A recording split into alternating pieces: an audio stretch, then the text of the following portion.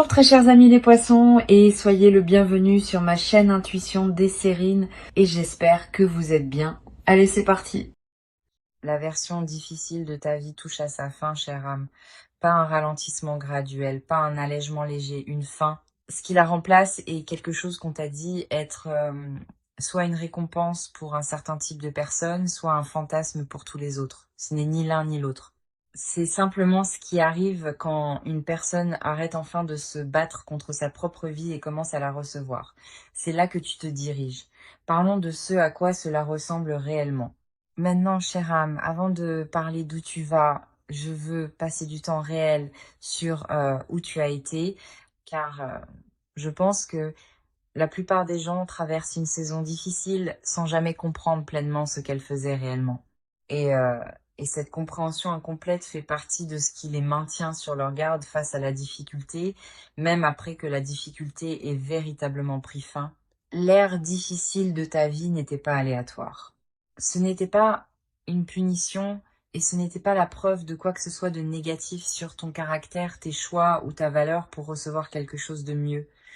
C'était un curriculum particulier, l'un des plus exigeants et des moins reconnus disponibles pour un être humain. Et il a enseigné des choses qui ne peuvent être enseignées d'aucune autre manière. Pas à travers des livres, pas à travers l'observation des expériences d'autres personnes, pas à travers un chemin confortable qui contourne le fait de réellement vivre les choses difficiles. Les choses spécifiques que cela t'a enseigné sont les choses spécifiques que l'ère de la vie douce exige pour fonctionner correctement. Et ce n'est pas une coïncidence. Voici ce que je veux dire. La vie douce, la version véritablement facile, véritablement abondante, véritablement durable d'une vie qui coule plutôt qu'elle ne broie, n'est pas réellement disponible pour tout le monde. Même s'ils la veulent, même s'ils la méritent, même si, selon toute mesure objective, ils ont assez travaillé pour l'avoir gagnée, elle est disponible pour les personnes qui ont fait un travail intérieur spécifique que la plupart des gens n'ont pas fait. Pas parce que la plupart des gens ne sont pas disposés à le faire, mais parce que la plupart des gens n'ont pas encore traversé la saison qui rendait ce travail inévitable. L'ère difficile rend certaines choses inévitables. Elle rend la connaissance de soi inévitable, car quand les structures extérieures s'effondrent et que les illusions confortables deviennent trop coûteuses à maintenir, il ne te reste que toi-même. Et soit tu apprends à connaître ce moi honnêtement, soit tu souffres de la misère spécifique de vivre en contact intime avec un étranger. Elle rend la clarté sur les valeurs inévitable. Car quand tu es dans une véritable pénurie de temps, d'énergie, d'argent ou de paix, tu découvres très rapidement ce que tu es réellement prêt à échanger contre quoi. Et les choses que tu découvres que tu n'échangeras en aucune circonstance sont tes véritables valeurs, pas celles aspirationnelles que tu avais listées avant que la difficulté n'arrive. Et elle rend inévitable un type particulier de non-négociabilité avec toi-même. La compréhension que tu ne peux pas continuer à accepter des choses qui te coûtent, que tu ne peux pas te permettre de continuer à dépenser, que la tolérance pour ce qui ne va pas a un plafond et que tu l'as atteint. Ces choses, la connaissance honnête de soi, la clarté des valeurs, la non-négociabilité sont les fondations exactes sur lesquelles une vie douce est construite. Sans elles, la facilité n'est pas durable.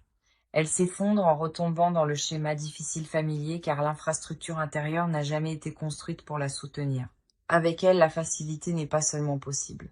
C'est le résultat naturel d'une personne qui sait enfin exactement qui elle est, exactement ce qu'elle acceptera et n'acceptera pas, et exactement ce qu'elle vaut, opérant en alignement avec les trois simultanément. Cet alignement est ce qui produit la douceur, pas la chance, pas une aubaine, pas seulement un changement de circonstances extérieures, l'alignement. Et tu l'as construit à travers tout ce que tu as traversé, que tu aies reconnu que c'était ce qui se passait ou non. Je veux parler de ce à quoi ressemble réellement la transition de l'ère difficile à l'ère douce depuis l'intérieur, car je pense que l'expérience de cela est rarement ce à quoi les gens s'attendent, et cette qualité inattendue peut faire manquer aux gens le fait que la transition est en train de se produire. L'attente la plus commune est que l'ère difficile se termine par un événement clair, décisif, évidemment significatif. Un moment qui trace une ligne nette entre l'avant et l'après, qui s'annonce indéniablement comme le début de quelque chose de nouveau. Parfois, cela arrive, mais plus souvent, la transition est plus subtile que cela, et elle s'annonce de manière plus petite, plus tranquille, facile à négliger si tu ne prêtes pas attention aux bonnes choses. Elle s'annonce dans la qualité d'un matin, l'absence de cette appréhension de bas niveau qui était autrefois la première chose que tu ressentais en devenant consciente qu'un nouveau jour commençait. Elle s'annonce dans la qualité de tes décisions, une nouvelle netteté en elle, un conflit interne réduit, une arrivée plus rapide au choix qui s'aligne réellement avec ce que tu veux plutôt qu'avec ce que tu sens que tu dois accepter.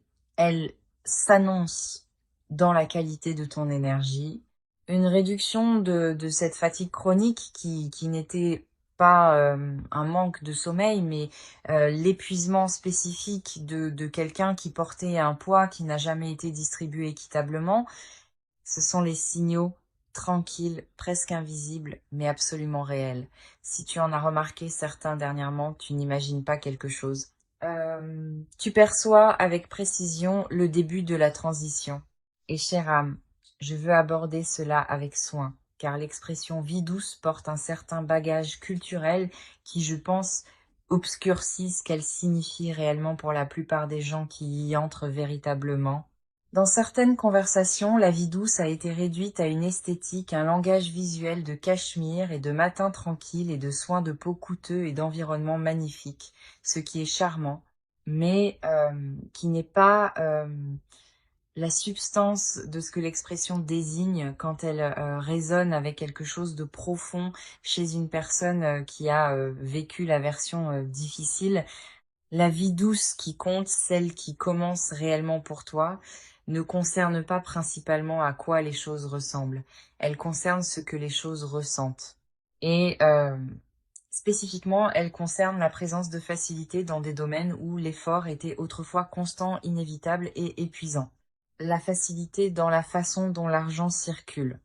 Pas nécessairement un excès d'argent, bien que plus d'argent fasse partie du tableau, mais un changement fondamental dans la relation avec l'argent, passant d'une gestion chronique de la pénurie à un fonctionnement avec suffisance. Le soulagement spécifique de savoir que le chiffre sur le compte va couvrir ce qui doit être couvert, avec de la marge qui appartient au choix plutôt qu'à l'urgence. L'absence de cette arithmétique mentale qui tournait autrefois continuellement en arrière-plan de chaque décision financière, grande ou petite, calculant et recalculant s'il y avait assez. Cette arithmétique qui s'arrête, ou du moins se calme significativement, est l'une des améliorations de qualité de vie les plus profondes disponibles pour un être humain, et elle est constamment sous-estimée par les personnes qui n'ont pas connu l'anxiété financière chronique, et constamment classée comme transformatrice par celles qui l'ont connue et dont les circonstances ont changé. Ce changement fait partie de ce qui arrive. La vie douce n'exige pas la richesse dans un sens abstrait et théorique. Elle exige la suffisance dans un sens pratique et vécu, suffisamment pour que la relation avec l'argent devienne une gestion plutôt qu'une survie, et ce changement de qualité relationnelle est énorme. La facilité dans la façon dont les relations se ressentent. L'ère de la vie douce apporte avec elle, presque sans exception, un changement significatif dans le paysage relationnel. Pas nécessairement dans le sens dramatique où tout le monde part et de nouvelles personnes arrivent du jour au lendemain, mais dans la qualité et la dynamique énergétique des connexions qui restent et de celles qui se forment. L'ère difficile a tendance à peupler une vie de relations qui exige une gestion significative. Des personnes dont les besoins émotionnels sont perpétuellement excédentaires par rapport à ce qui est disponible. Des dynamiques caractérisées par le déséquilibre, des connexions construites sur une ancienne version de soi qui n'existe plus, mais que la relation attend toujours de voir se manifester. L'ère douce est caractérisée par des connexions qui n'exigent pas ce niveau de gestion. Des personnes qui donnent aussi facilement qu'elles reçoivent, des dynamiques qui semblent mutuellement nourrissantes plutôt que drainantes dans une seule direction, des conversations qui te laissent plus énergisé qu'à leur début plutôt que d'exiger une période de récupération après. Ce changement de qualité relationnelle ne consiste pas à devenir sélectif d'une manière froide ou calculatrice.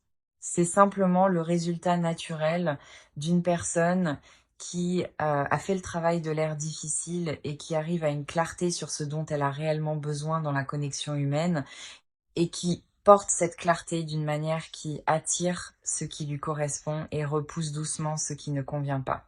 La facilité dans la façon dont le travail se ressent. La vie douce n'est pas l'absence de travail.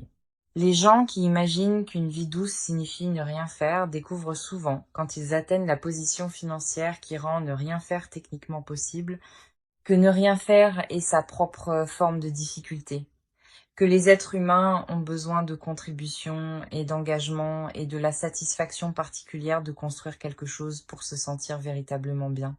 La vie douce n'est pas l'absence de travail, c'est la présence du bon travail. Un travail qui utilise ce en quoi tu es réellement bonne, qui produit des résultats qui comptent réellement pour toi, qui se déroule dans un environnement et avec des personnes qui n'exigent pas une gestion constante de ta propre énergie pour survivre à la journée. Le travail ne ressemble pas à broyer, il ressemble à couler. L'expérience spécifique de faire quelque chose de difficile qui correspond si bien à ta capacité et ton intérêt que la difficulté elle-même devient une caractéristique plutôt qu'un fardeau. L'air de la vie douce apporte un alignement entre ce que tu fais et qui tu es, que l'air difficile, avec toute sa friction et son décalage et sa prise de décision en mode survie, permettait rarement. Cet alignement arrive, et quand il atterrit, la différence entre comment un lundi matin se ressent dans la vie douce versus comment il se ressentait dans la vie difficile est quelque chose qui doit être vécu pour être pleinement compris. Je veux partager quelque chose à propos d'une femme dont la transition vers ce genre d'air était si clairement marquée qu'elle a pu décrire la texture exacte de celle-ci d'une manière que je n'ai jamais oubliée. Elle avait passé la majeure partie de 6 ans dans une vie professionnelle et personnelle qu'elle décrivait comme exigeant tout ce qu'elle avait chaque jour juste pour rester fonctionnelle. Pas pour s'épanouir, pas pour grandir, pas pour construire quoi que ce soit au-delà du minimum requis pour maintenir la situation actuelle, juste pour rester fonctionnelle. Elle était compétente, elle se présentait. Elle faisait ce qui devait être fait, mais il y avait une qualité d'épuisement sous tout cela qu'elle en était venue à accepter comme simplement le coût d'être adulte dans le monde réel. La taxe que la vie prélevait sur tous ceux qui prenaient leurs responsabilités au sérieux. Puis ces circonstances ont changé, pas d'un coup, pas dramatiquement, mais sur une période d'environ 4 mois. Euh, Durant laquelle plusieurs choses qui avaient été des sources de friction continue se sont soit résolues d'elles-mêmes, soit ont été activement retirées. Une relation professionnelle qui lui coûtait une énergie énorme s'est terminée. Une situation financière qui exigeait une gestion constante a atteint une résolution qui a rendu la gestion inutile. Une situation de logement qui n'était pas la bonne depuis plus longtemps qu'elle ne l'avait reconnue a changé. Et dans l'espace que ces résolutions ont créé, quelque chose qu'elle n'avait pas anticipé s'est produit. Elle n'a pas immédiatement ressenti de la joie ou du soulagement ou de la légèreté.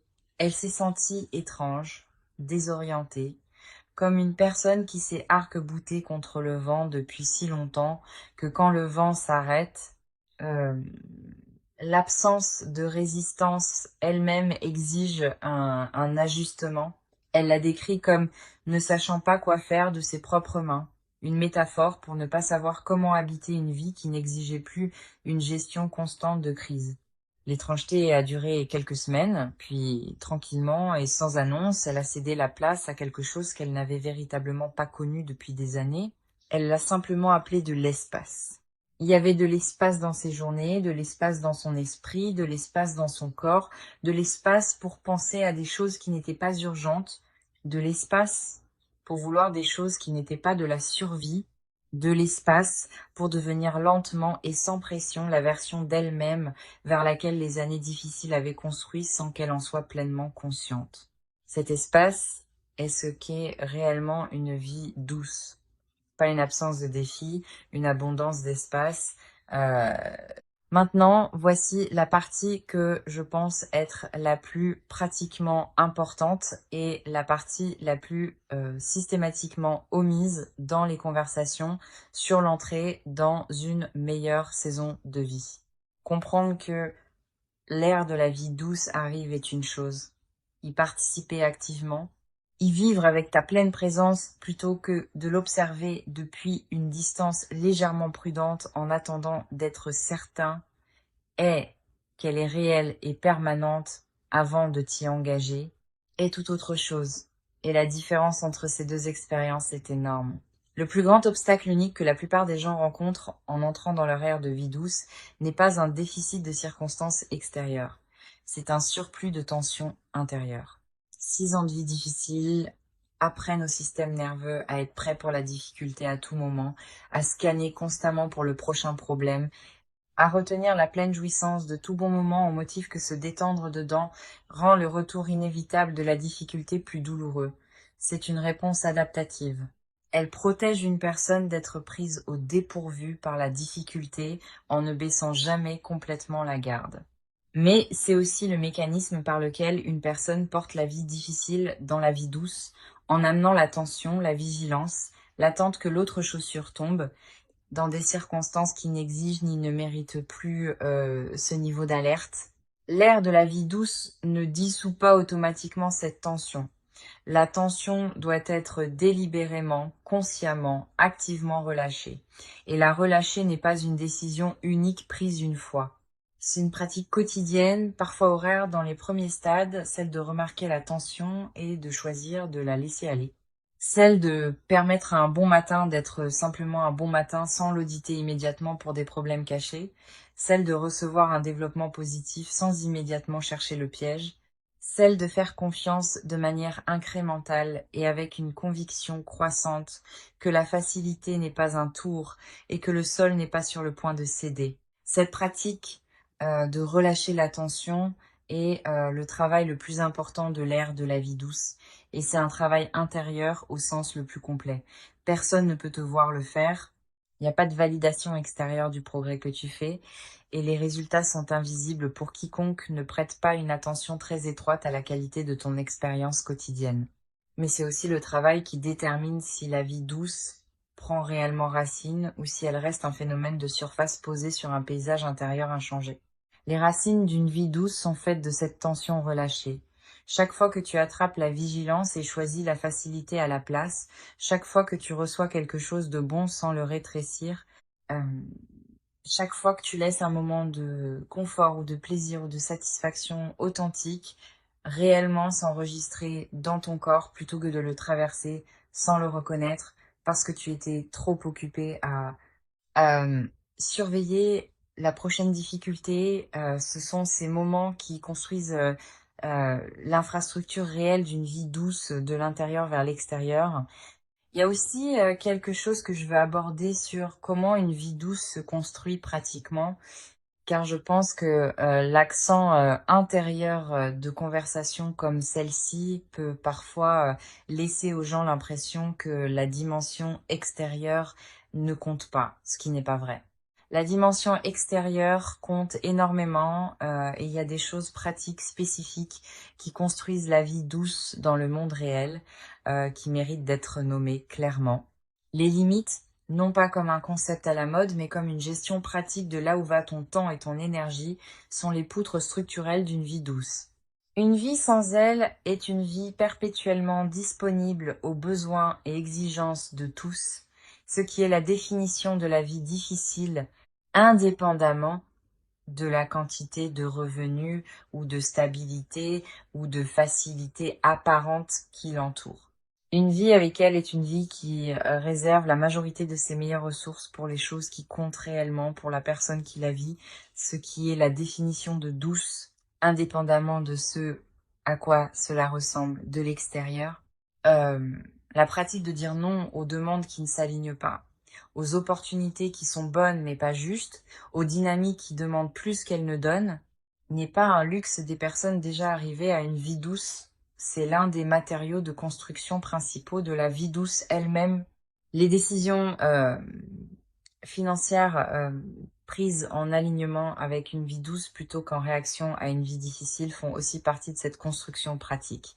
Cela signifie faire des choix sur le revenu, les dépenses, l'épargne et l'investissement à partir de la question qu'est-ce qui construit la vie vers laquelle je me dirige, plutôt qu'à partir de la question qu'est-ce qui gère la crise dans euh, laquelle je suis.